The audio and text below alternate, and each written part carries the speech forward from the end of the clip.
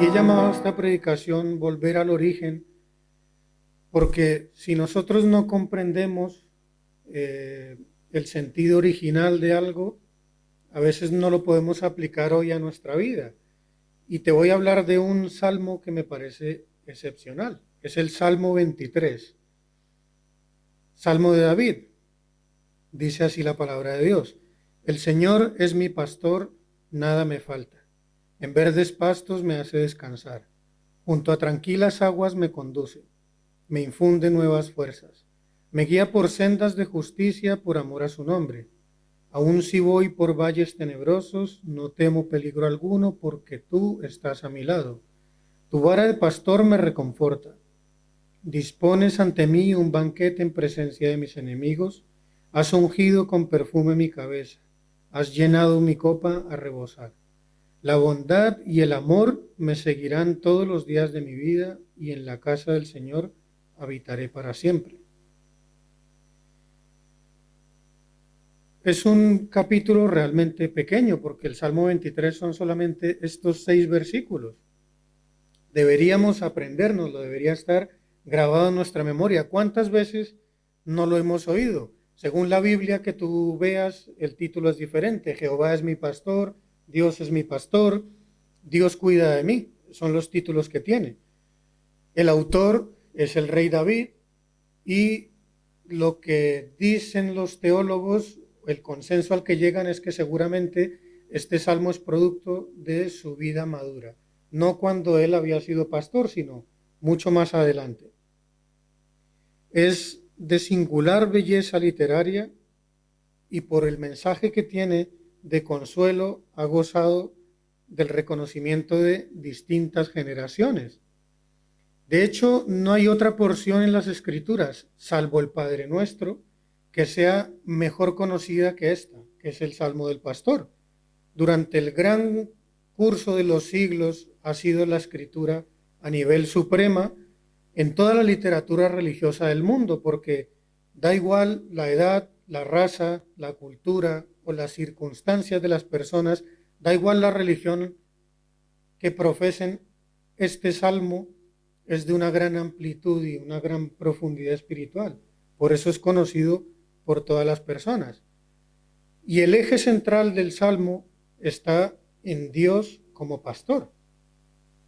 Y esta metáfora es importante poderla comprender para ver el valor tan grande que tiene. De hecho, hoy solo me voy a centrar en un versículo. Veremos un par de ellos, pero a manera introductoria, pero me quiero centrar en el versículo 4, que dice: aun si voy por valles tenebrosos, no temo peligro alguno, porque tú estás a mi lado, tu vara de pastor me reconforta. Y es que este salmo, aunque es pequeño, daría para muchas predicaciones.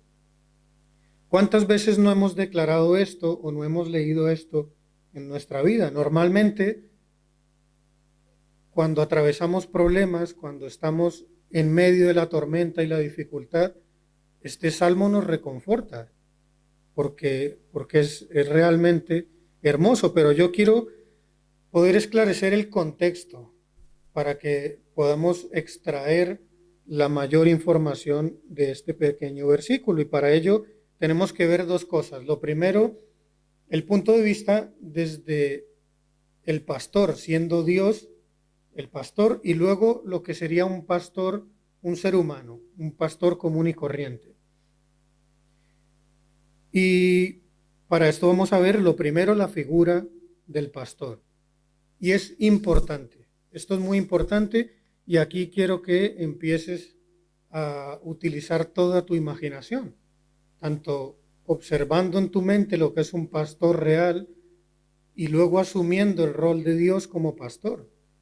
Porque si tú observas lo que hace un pastor de verdad, de la forma en la que se dedica y cuida a sus ovejas, eso te va a dar una idea mucho más clara de lo que hace Dios por ti, porque Dios es perfecto. Y es que este salmo, el Salmo 23, expone claramente 4 características de Dios como pastor, en la que Él nos proporciona lo siguiente. Lo primero, provisión. En los versículos 1 y 2, y enfatizo, nada me faltará. Segundo, Dios proveyendo dirección. Me guiará por sendas de justicia, en el versículo 3. Lo siguiente, protección. Tu vara y tu cayado me infundirán aliento, versículo 4. Y luego esperanza.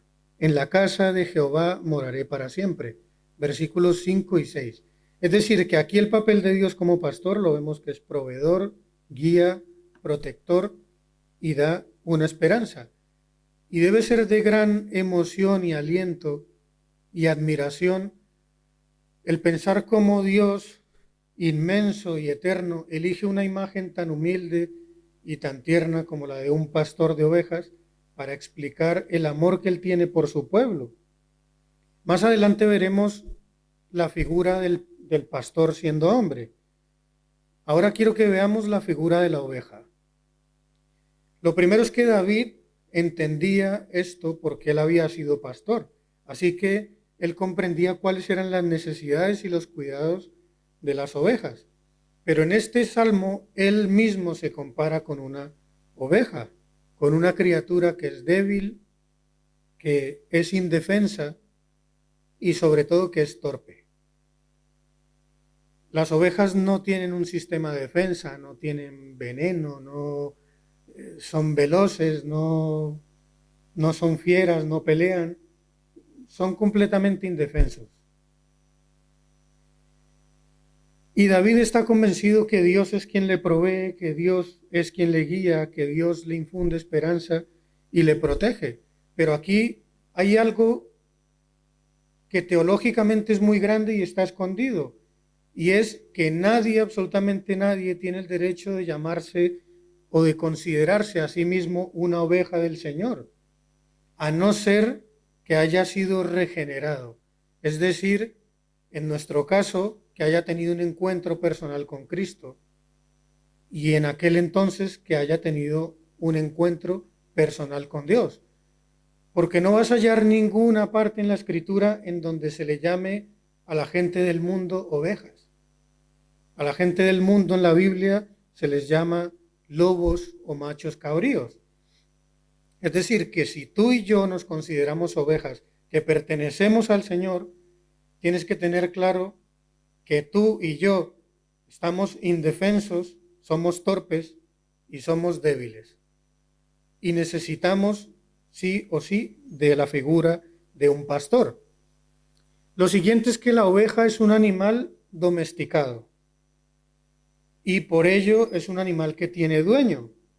No es un animal salvaje que vague por el campo, porque probablemente, suponiendo que la oveja esté sola en el campo, lo más seguro es que muera a consecuencia del tiempo, de las fieras, de alguna caída. Va a morir. Así que es un animal que tiene dueño. Su propietario la valora y la cuida, porque generalmente ha pagado un alto precio por ella. Y es uno de los animales más propensos a descarriarse dentro de la naturaleza de los animales. Todo esto lo puedes ver tú si estudias el comportamiento de las ovejas. Estamos hablando de las ovejas como animales. Ahora vamos a ver las cualidades de un buen pastor. Lo primero es que un pastor conoce y distingue a sus ovejas, a todas, a cada una de ellas. Suele marcarlas para que cuando las ovejas se van a pastar, si se apartan del redil, él las puede reconocer por la marca y puede volverlas a traer. El pastor siempre va delante de sus ovejas. Nunca va atrás, no va en el medio, siempre va delante. ¿Por qué razón? Porque las ovejas confían en que él las está guiando y el camino que está tomando es seguro para ellas. Y aquí es donde yo te digo que interviene la imaginación, porque puedes pensar en aquel pastor que tiene sus ovejas y en Jesús. Jesús tiene que ir delante de ti y tú tienes que seguir a Jesús. Pero habitualmente los seres humanos hacemos al contrario. Nosotros vamos delante de Jesús y le vamos diciendo, Señor, ven por aquí. Aquí es donde yo quiero llegar. Aquí es donde yo quiero ir. Ábreme el camino, que por aquí es donde yo quiero seguir. Y es lo incorrecto. Quien debe seguir al pastor es las ovejas. Aparte, el pastor tiene tiene que ser hábil porque el pastorear es un arte. Él tiene que buscar pastos fértiles para sus ovejas, no lugares áridos o donde haya hierbas venenosas. Como él sabe que sus ovejas tienen esa tendencia a descarriarse, las está observando constantemente. Y si se alejan, las reprende para que se vuelvan a unir al redil. Siempre tiene que estar dispuesto a darles de comer, alimentarlas y a cuidar de ellas. Algo que me encanta de los pastores es que si una oveja está enferma o se ha hecho daño, se ha roto una pierna, o nace un corderito, el pastor la lleva en brazos todo el tiempo, hasta que lleguen al lugar donde se van a sentar. Pero mientras transcurre el camino, el pastor carga las ovejas en sus propios brazos. El pastor siempre está equipado para defender su rebaño. Ya lo vamos a ver un poco más adelante con detalle. Y las enseña a que le sigan con fidelidad, porque la seguridad de las ovejas dependen de que le sigan al pastor. La forma en que los pastores judíos de la época ordenaban a sus ovejas era a través de un grito que las ovejas reconocían como una señal y le seguían. Y si las ovejas escuchan una voz que es diferente, se quedan atentas porque desconfían, y si vuelven a oír esa voz, resulta que las ovejas se reagrupan y huyen, porque desconocen la voz de la que les llama, les causa alarma. Y lo más importante, un pastor siempre se alegra cuando recupera una de las ovejas que se aparta del redil. Ahora que ya tienes una imagen hecha de qué es el pastor, cómo pastorea y qué es una oveja, vamos a profundizar un poco más en lo que es el pastoreo por el Valle de la Sombra. Es decir, aquí vamos a ver lo que sería el Valle de Sombra y Muerte.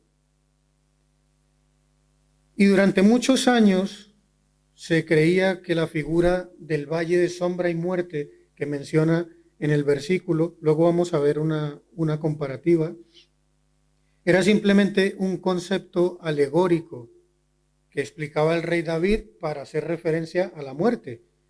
Quiero que veas este mismo versículo en 3 versiones distintas. La primera es la Reina Valera, luego está la Biblia de las Américas y al final la Nueva Versión Internacional.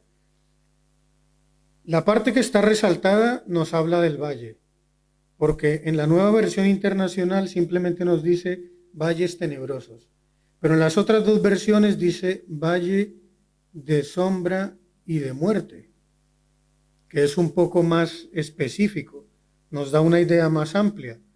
Luego volveremos sobre este versículo, pero este valle es real, este valle existe, no es una alegoría, no es una metáfora, que también lo es en sí, pero físicamente el valle existe.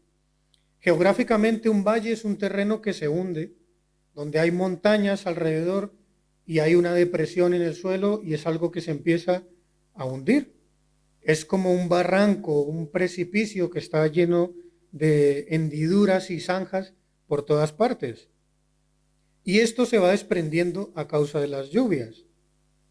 Ahora, este valle era llamado Valle de Sombra porque las montañas eran tan altas que no permitían que el sol penetrara en el interior del valle, con lo cual en el medio siempre estaba oscuro. Eso hablándote del día. Ahora imagínate la noche. Por eso, en la traducción, si te fijas en esta gráfica, que es en el griego, en hebreo, la palabra es sombra profunda y todo lo que está alrededor es los sentidos que tiene esa misma palabra. Es decir, que donde está esa palabra hebrea puede significar todas esas cosas: muerte, densa oscuridad, tenebrosa, sombra y muerte, tiniebla y sombras profundas. Y para este versículo en específico, lo que quiere decir es lo siguiente. La otra diapositiva. Sombra profunda y profunda oscuridad. Esto debido a ese valle. Entonces, Eso se asocia con tinieblas, con algo que es peligroso, que da desconfianza. Quiero que te vayas imaginando cómo puede ser el valle y ahora a continuación te lo voy a enseñar. El valle está entre Jericó y el Mar Muerto, es un desfiladero y recientes investigaciones dicen que los pastores de aquella época realizaban trashumancia en ese valle. ¿Y qué es la trashumancia? Es un movimiento de pastores continuo en el que ellos van buscando pastos verdes y cuando los pastos se agotan tienen que pasar a otra zona y dar tiempo a que vuelva a salir el pasto en donde ya han comido las ovejas. A diferencia de los nómadas, en la trashumancia cada vez que los pastores iban a un lugar, tenían lugares de asentamiento, pero luego todos los pastores tenían que volver a un lugar de origen. Es decir, que partían de una ciudad y se dispersaban alrededor para que sus ovejas comieran y luego volvían al mismo lugar. Así que quiero que veas el valle. El valle tiene unos 7,5 kilómetros de largo y sus paredes alcanzan en algunas zonas unos 500 metros de altura. Para hacernos una idea, la torre más alta de Madrid tiene 250 metros de altura. Entonces, imagínate una pared el doble de alta que esa torre. En algunas partes el camino solo tiene 2 metros de ancho. Y hay giros tan estrechos que las ovejas que están ahí no son capaces de darse la vuelta, sino que tienen que pasar por lugares estrechos. Es extremadamente peligroso porque está lleno de hendiduras y el pastor a veces tiene que obligar a las ovejas al pegarles con su vara para que salten y vayan de un lugar a otro, y tiene que tener cuidado que las ovejas no caigan por el barranco. Entonces, fíjate en esa foto donde están las personas, lo pequeñitas que se ven. Esto es, en la actualidad, hacen actividades de deportes de estos extremos en ese valle. Y la última foto, ahí nos vamos a quedar un momento. Ahora que has visto el valle, te puedes imaginar un poco mejor lo que sería una labor pastoral aquí. Las condiciones del clima en Palestina eran de un calor extremo. Así que en ese momento los rebaños tenían que pasar al menos una vez por año por ese valle, en la época en la que David escribió este salmo, al menos una vez al año. Uno de los grandes peligros que entrañaba es que en el día era imposible atravesarlo por la temperatura tan alta. Los animales podían morir. Así que la única opción de cruzar este valle era en la noche o al caer el sol. Pero en la noche únicamente tenían la poca visibilidad de la luz de la luna por la parte alta, por encima de las montañas, porque en la parte baja había una penumbra absoluta. Y además en la parte alta del valle existían jaurías de animales, de perros salvajes, de fieras que iban en manada a intentar comerse las ovejas del pastor. Y también habían salteadores, ladrones que iban a intentar quitar las ovejas al pastor. Y para poder atravesar esos 7 kilómetros, él tenía que ir a veces por arriba y a veces por abajo, en la noche, y siempre teniendo cuidado que sus ovejas no se cayeran por estos barrancos, que ya ves que son absolutamente difíciles de caminar. Entre pastores tenían acuerdos para no cruzarse en el camino. Así que si una oveja resbalaba por el camino, el pastor usaba el cayado y la rescataba. Quiero que veas esta imagen. Son los distintos cayados de la época. Como te puedes fijar, tienen una curvatura en la parte de arriba y eso lo empleaban para enganchar a la oveja por el cuello, y los dos que están atravesados, que la hendidura es más corta, la usaban para engancharlas de las patas, cuando la oveja caía por uno de los precipicios. Es decir, que el cayado es una herramienta para guiar y para rescatar. La vara era un elemento que ellos llevaban atada a la cintura. En la siguiente imagen está la vara y el cayado. La vara es esta que parece como una masa. La vara era una extensión del brazo del pastor porque era tallada exclusivamente para el ancho de su mano para que él la pudiera agarrar bien.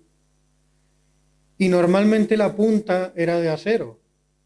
Podía ser en forma de esfera o como la estás viendo en la imagen, en donde iban incrustados unos pinchos que podían matar animales y podían matar a los ladrones. Y con esta punta el pastor le daba a las ovejas un toque para obligarlas y reprenderlas a volver al camino.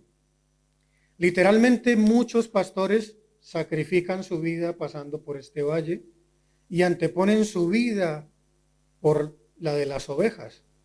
Nunca dejan una oveja atrás, aunque esté enferma, aunque se haya hecho daño. Y piensa, si esto lo hace un pastor, un ser humano, ¿qué no hará Dios por ti? ¿Qué no hace Jesús por ti? Que es el pastor perfecto. Y tal vez cuando nosotros tenemos noticias malas, una enfermedad, perdemos nuestro trabajo, tenemos problemas, la noticia de algo que nos causa pánico o nos paraliza, nuestra mente entra en tinieblas y en oscuridad, como estaba ese valle.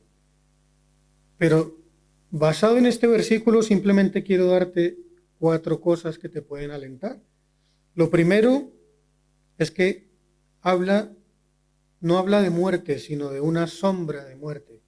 Y la sombra es algo que no tiene cuerpo, es una figura sin realidad. La sombra de una espada no te puede dañar.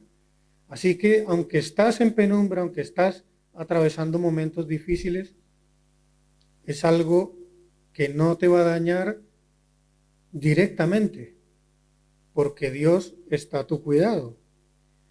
Y aunque sea un valle de sombra, también tienes que pensar que hay valles que son fructíferos. Y aquellos pastores cruzaban este valle porque al otro lado había hierba fresca. Pues cuando tú estés atravesando situaciones difíciles, tienes que saber que mientras cruzas esa penumbra es algo que es transitorio.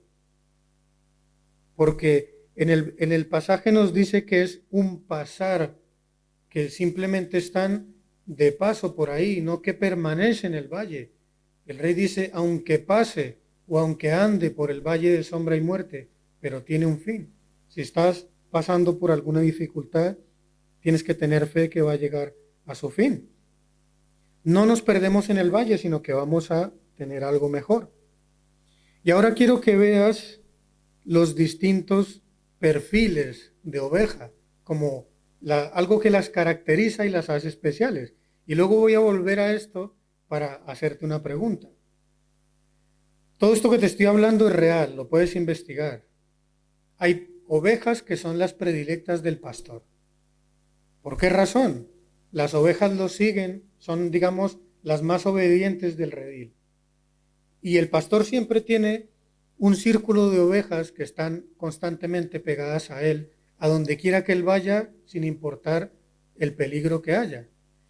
Y él, especialmente con estas ovejas, corta hierba para ellas, las llama por su nombre, porque les tiene nombres a sus ovejas, y cuando él las llama, las ovejas reconocen su nombre y van a él, y él con su mano les da de comer y las acaricia y las ovejas se van.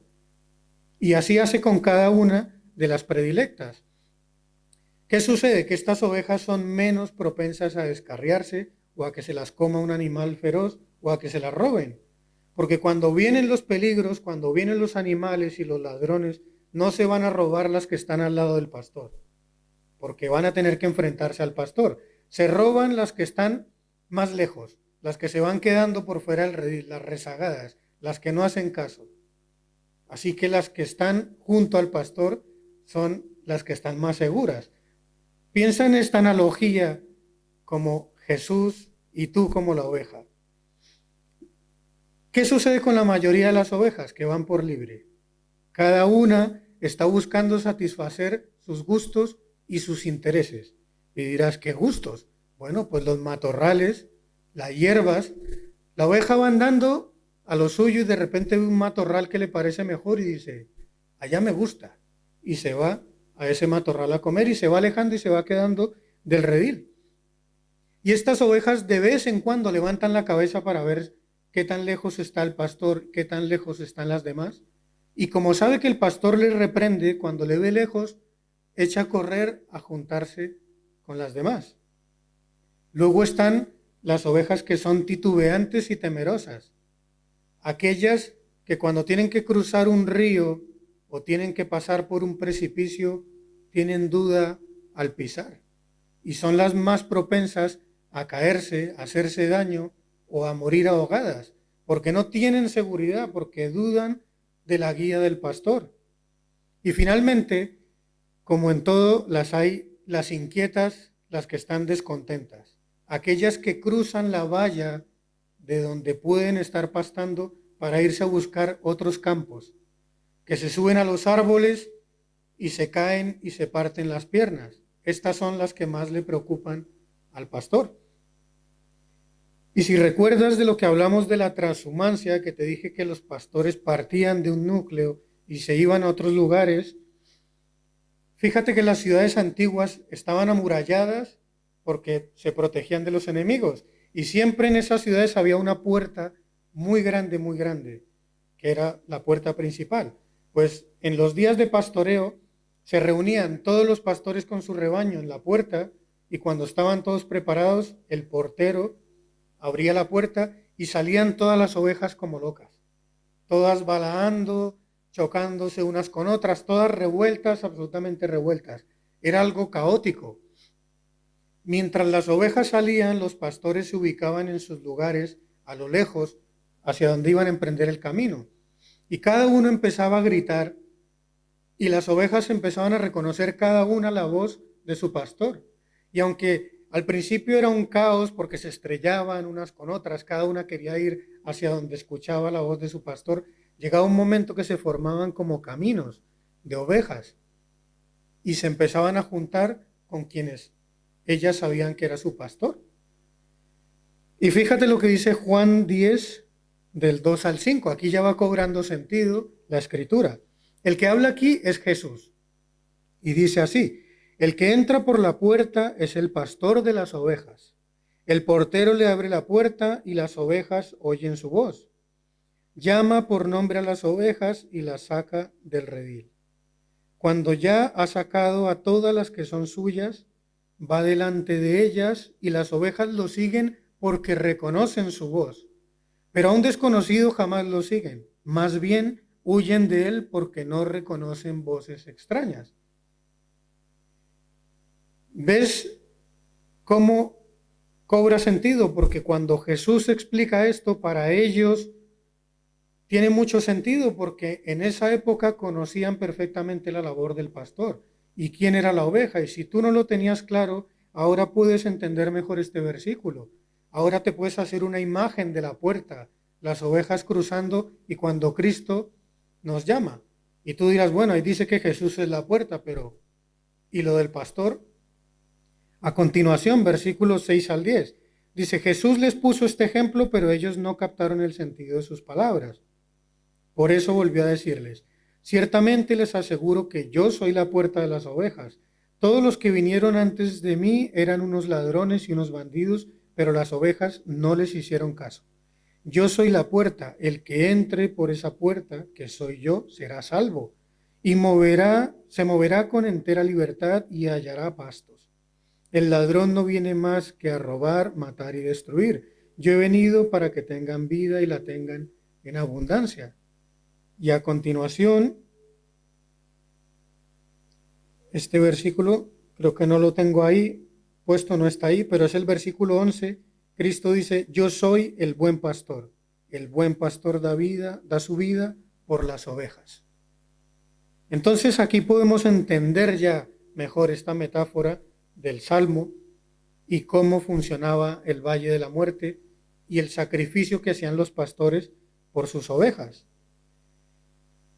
Y terminando esto, quiero regalarte algo especial que tiene este salmo que seguramente no tiene el resto de la escritura. Y es que es la única parte de la escritura en donde en tan pocos versículos abarca la mayor constelación descriptiva de lo que es las funciones divinas de Dios. Es decir, lo que hace Dios en relación a su pueblo, en relación a la humanidad. Y están expresadas en los nombres de Dios. No sé si has oído hablar de los nombres de Dios en algún momento. Y el nombre de Dios en el principio, cuando habla en el Génesis, es Elohim.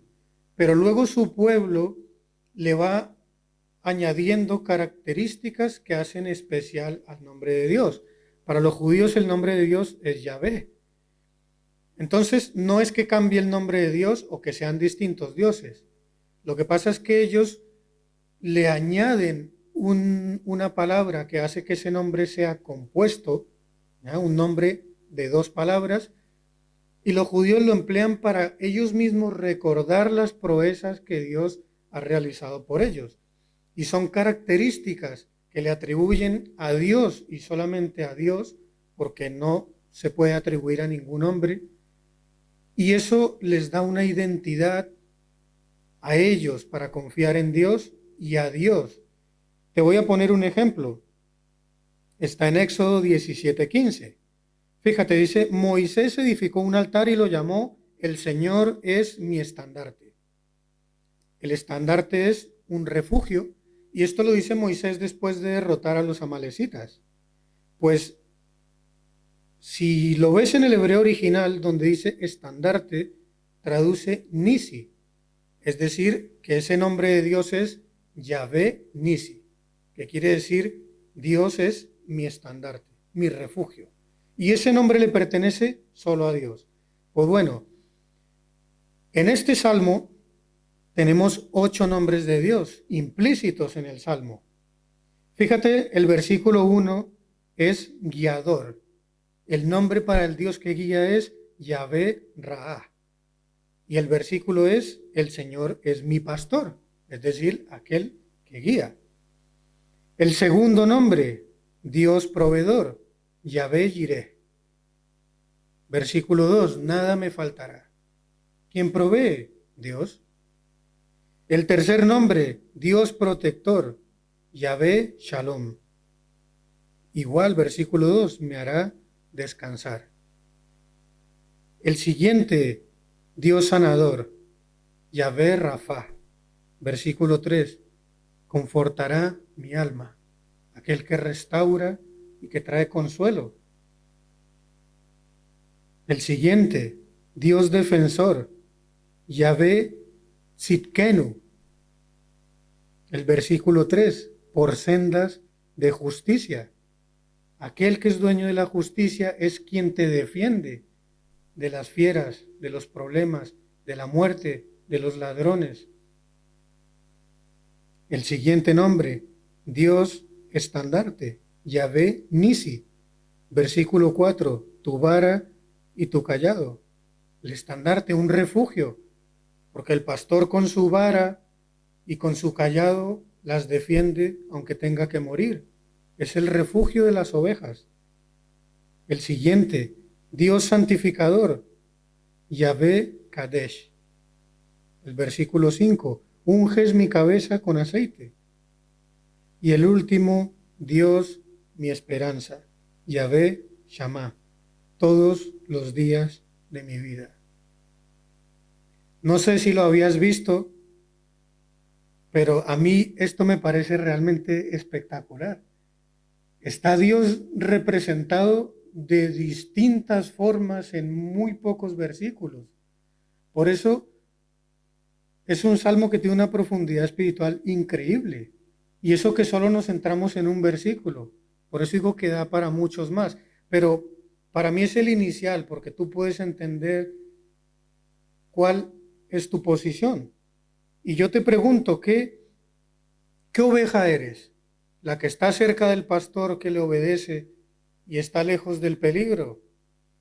¿O tal vez eres una de las ovejas que va por libre, buscando nuevas cosas, guiado por tu instinto o por lo que tú quieres, probando otras religiones, otras iglesias, otras creencias? O puede ser que seas de esa oveja titubeante y temerosa, que ante los problemas no eres capaz de dar un paso en fe, aunque el pastor te guíe, te quedas paralizado por el miedo. O quizás, espero que no, seas de esa oveja inquieta y descontenta, que cruza la valla, jugueteando con el pecado que trae muerte, destrucción, probablemente dolor, y eso no queremos ninguno.